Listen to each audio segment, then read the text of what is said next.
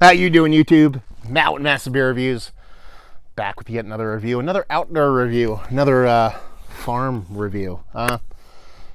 Yeah, I am officially a New Jerseyite yet again. I was born here, I was raised here, and I just moved back here. So I figured what would be a better kind of come full circle than doing a Jersey beer. And this is from Brewing. I've never had anything from before. It is Wet Ticket Brewing. It's their Trolley Hopper, New England style IPA. Yeah. Like I said, Wet Ticket, never heard of them. Well, I've heard of them actually. Just never had anything from them before. I was actually at a kind of a local bottle shop, and they had these there, and I went, hey man, perfect. Jersey beer, do a little review action. So here we go. Like I said, Trolley Hopper New England style IPA, original Wet Ticket Brewing, Rahway, New Jersey, 7% alcohol by volume. On the side here, we have Wet Ticket candidates from both parties ran for office on pledge to repeal prohibition. Once elected, the Wets were successful in their efforts. The same for the people attitude is carried through in everything we do. Our mission is not only to create great beers, but to welcome all to the craft beer movement. Yeah. That's about it. Otherwise, it's okay. You know, it's got a trolley on it. You know, logo's all right. Doesn't blow me away. But yeah, it just says Wet Ticket Brewing at the bottom. There's no date on this, but I made sure I kind of looked it up before I bought it to see it wasn't super old. And it was like they had a post on their website about them being excited that it was whatchamacallit, just going to distribution a couple days ago, so it can't be that old at all. So yeah, what do we have here?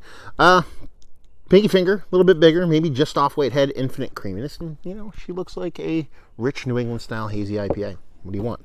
You know, oranges, deep core to it, a little bit more kind of colorful on the edges. That be that. Let's see if I got a nose on her. That smells pretty good, actually.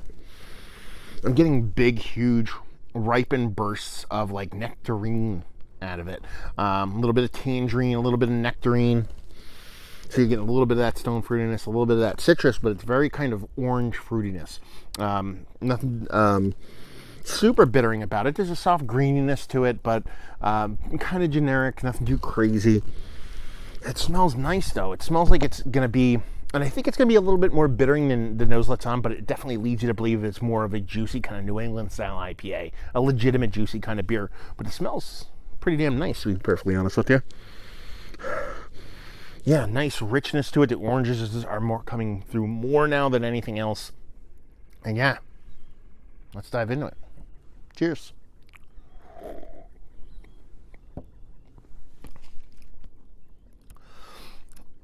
Pretty much exactly what I said. You kind of flip the script there. The bittering's a bit bigger.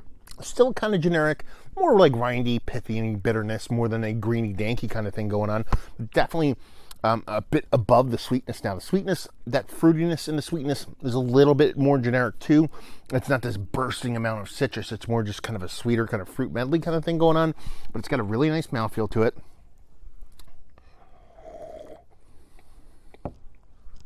Really nice mouthfeel to it. Really nice bitter to sweet ratio in a way that a lot of these kind of New England IPAs they're the newest of the new school New England IPAs, want to drop out all bitterness.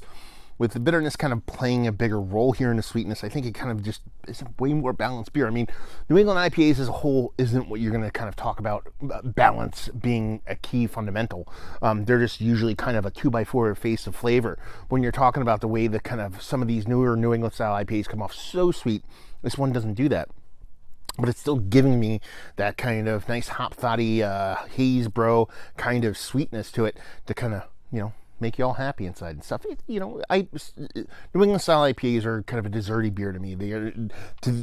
They belong in the same breath as the pastry stouts of the world because that's what they are. There's a ton of sweetness, but you do have some of that bitterness bouncing off, which makes it just a little bit more palatable than just a straight up zero bittering kind of New England style IPA. I like it. I think it's absolutely fantastic. It's a shelf beer, so it's one of the better shelf hazy IPAs I've had in a while, to be perfectly honest with you. Maybe it's my love for Jersey coming through. You know, I'm back here, beautiful view, beautiful woman. She's just off camera. She'll never be on one of my videos. Maybe one day. Yeah, maybe it's that kind of coming through, but I don't know. It's just really tasty. I'm digging it. One of the better New England style IPAs that I've had, especially off a shelf for a while. It's up there with the kind of the Wrenches of the world, the no filters of the world, those kind of beers. I think it's that tasty. So yeah, let's talk about it. Is it one of the better New England style IPAs I've had? Is really, yeah. Whether you've been in a conversation, not the best, but if you kind of break it down to that kind of shelf category, it's definitely up there with some of the better ones that are out there in the market nowadays. Value and availability. I forget what I paid for it, but I got it off the shelf at a little bottle shop around the corner from another Jersey brewery that I visited the other day, and I don't think it was that expensive, to be perfectly honest with you. $14 maybe. That's ringing a bell, but I forget. Anyway, it's shelf available and not too expensive. And leave you with, if you like what we like, if you pretty much like the beers that I mentioned already, if you like the kind of Wrenches of the world, which is a way less bittering beer, but if you like those Haze-Bro hop fatty beers, but you like the bitterness to balance off that sweetness, this is definitely going to do it for you. And the ability to actually get this off a shelf kind of just takes it another level. So there you go. Another review in the books. Down there, if you want to talk about it, type Massive Beers into the Google to find me doing the social media stuff. Type Beer Massive into Google or your favorite podcasting app to see me doing all the podcasting stuff I do nowadays. Hopefully you guys enjoyed the review. Hopefully enjoying a nice little New England style IPA born in Jersey, and hope we'll see you next time. Cheers.